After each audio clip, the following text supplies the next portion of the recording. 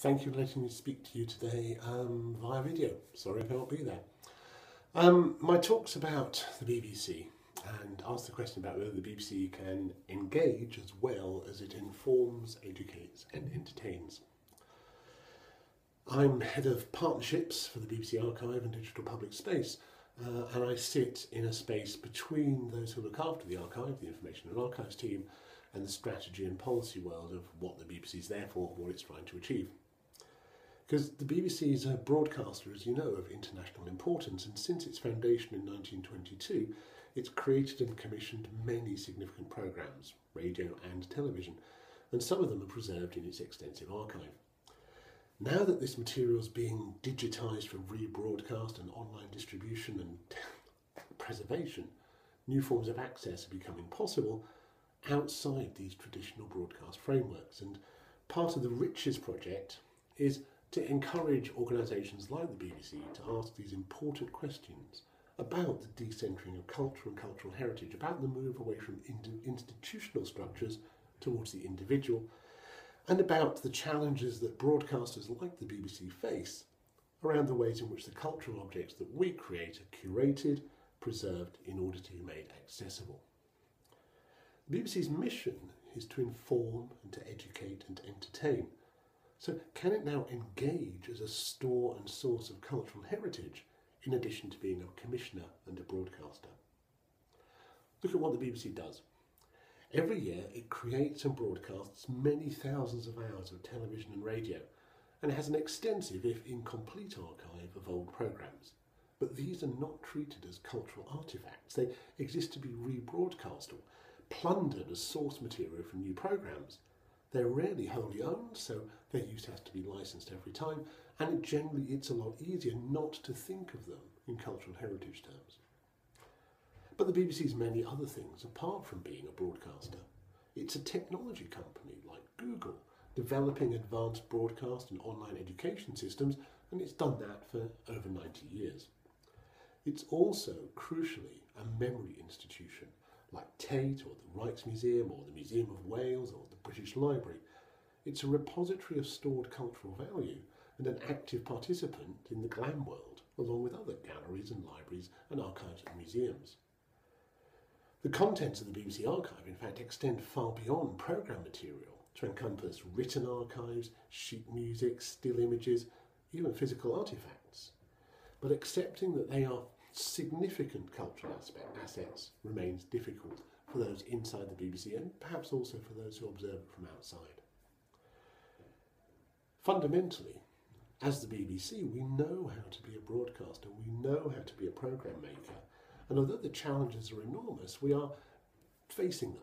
We're building online technologies to match our broadcasting capabilities, and even though progress is slow and sometimes tortuous, we are getting there. We remain uncomfortable with the model of the BBC as a cultural institution in its own right for a number of reasons.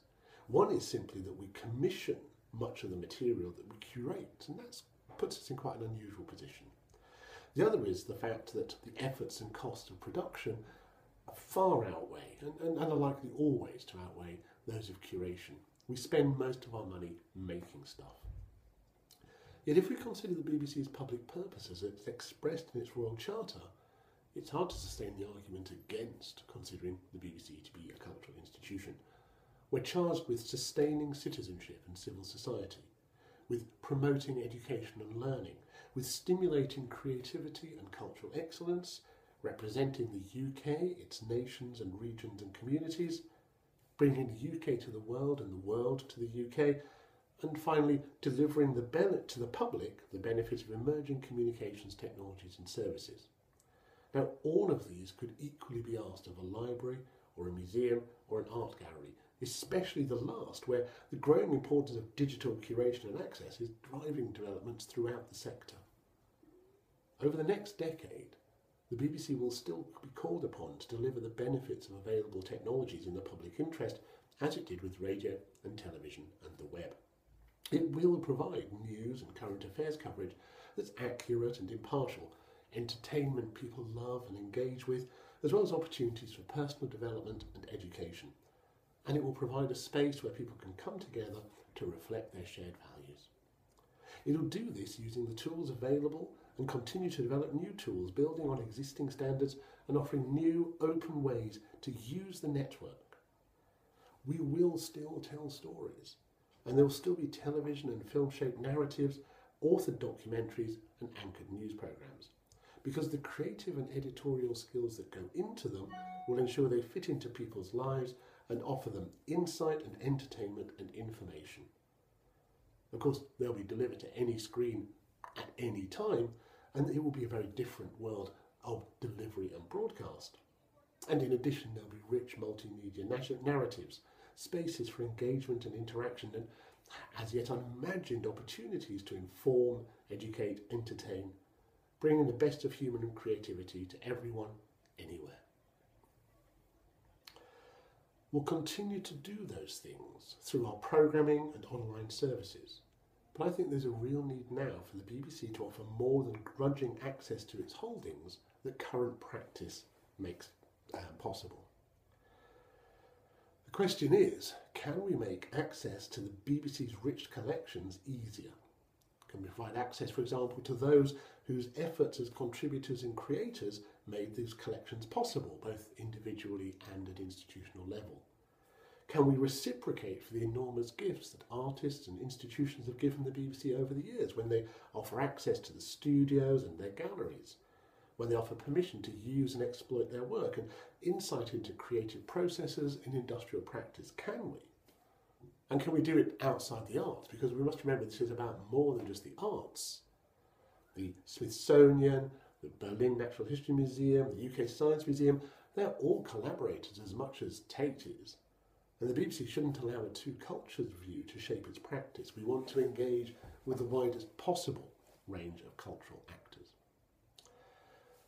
Working as a cultural institution could open up new ways for audiences to engage with the BBC too, away from broadcast or iPlayer, encouraging them to see the BBC's collections as part of a rich cultural landscape and appreciate the ways the BBC has both reflected and shaped the UK and the world over the nearly century of its existence. It could create a new area for conversation around the BBC's mission, allowing us to explore the BBC's deeper importance to national life, and perhaps even carving out the necessary mission and permission to engage as a cultural agent fully and not just see it as a channel or see ourselves as a channel to audiences. It would also make it easier to define those deep relationships with other GLAM institutions that will strengthen the BBC and could help us deliver our public purposes, bring collections together in ways that stimulate creativity in economic activity and sustain civil society and promote education and learning, basically delivering those public purposes I talked about earlier. We have to recognise, though, that this involves quite a fundamental shift of worldview for the BBC and perhaps other broadcasters. At the moment, we're a bit like astronomers before Copernicus. We add more and more epicycles to our models of the planetary orbits in order to retain a geocentric view of the universe and account for the wandering and retrograde motion of the planets. When in fact all we need to do is accept that the planets, including the Earth, actually revolve around the Sun. Because once that's granted, we can explain the solar system through elliptical orbits. We have to accept, though, that we're not the centre of the universe. Now, I don't want to labour this analogy, but think television and internet, and you've got the idea. And that doesn't mean that television and radio aren't important. After all, we still live on and depend on the Earth, even though it does revolve around the Sun and is not the centre of the universe. And for a broadcaster, making and broadcasting and sharing programmes will be the thing it does best. It will be the thing the BBC does best. And it will also be the thing it spends most of its money on, for at least the foreseeable future. But television and sound broadcasting now exist in an environment where other and bigger experiences are possible, and we have to accept and work with that. Television may once have been reasonably believed to be the still point around which the mediascape revolves, but it no longer holds that position, and those days aren't going to return. The challenge for the BBC, the challenge for any broadcaster, is to accept that, to fully accept that, and to frame a world in which we can still be relevant, can still engage audiences, and can still deliver our public purposes, in the case of public broadcasters. Being part of the GLAM community, I would argue, offers a real opportunity for new forms of engagement with those audiences. But it also raises enormous challenges around offering access to the cultural assets that, say, the BBC creates. The broadcast model relies on control. It is about mediation. We make stuff, we create media that get that message across to you. How can we permit the sort of unmediated access that we would perhaps see as being necessary in this new world? Well, one way to make it possible is to provide a suitable space for online engagement, and we've been working on this for some time. In the past, the BBC helped to define the models first of sound and later of television broadcasting. And online, the need is for an equivalent big idea, and we call it the digital public space, an online zone of engagement within which people can engage with culture and cultural assets as both consumers and producers. A space within which cultural organisations of all sides can make heritage assets available and can reach and engage with audiences over the internet. This zone of engagement would be carved out from the existing online space, and it's an extension in that sense of the public sphere defined by Habermas in the 1960s. It's the online equivalent of the broadcasting environment within which the BBC and other public services broadcasters operate, and it can contain a range of assets, of non-commercial, perhaps even commercial assets. It wouldn't have to affect other online services. It would provide an alternative space for engagement. In order for that to be possible, it would have to be universally accessible in the way that broadcasting is. It would have to be available at zero or very low marginal cost in the way that broadcasting is, and it would have to be used not to promote commercial interests and therefore be relatively unmonitored compared to the more commercially minded zones of the internet. It should be considered a home for material. It should be a permanent home if it can be, but crucially, it needs to be a space within which materials created by the BBC and others can be discovered, used and engaged with in formats that go beyond the traditional television and radio programme model. And the BBC can provide tools and services and interfaces to allow that material to be embedded and integrated and reused within the limits set by rights holders, within the limits set by the owners and the creators involved with it. And that material would be available in conjunction with assets and tools and services from other cultural bodies, and perhaps from commercial providers, perhaps even from private individuals, done so in ways that preserve provenance, that respect limits on use and reuse, and allow new forms of creative expression. The digital public space would use the internet as a primary communications channel in the way that broadcast sound and television use the electromagnetic spectrum. Radio waves weren't invented by the BBC, but BBC engineers came to understand them better than almost anyone else. And they were able to develop broadcast technologies that made the most of what they could deliver, like stereo, like colour.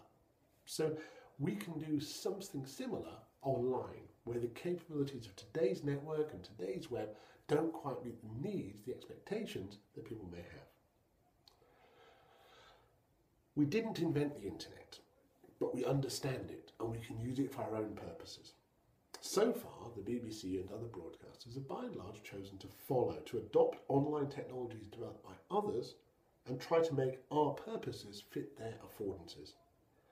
Now perhaps it's time to lead. Now perhaps it's time to work with partners to help citizens fully engage with their cultural heritage online. My role within the BBC is to help the organisation make this transition, to ensure that we don't lose that connection to audiences that make the BBC worth having, but crucially to help the BBC resolve the innovator's dilemma that these new technologies present it with. The challenge is a real one. I think we can meet it.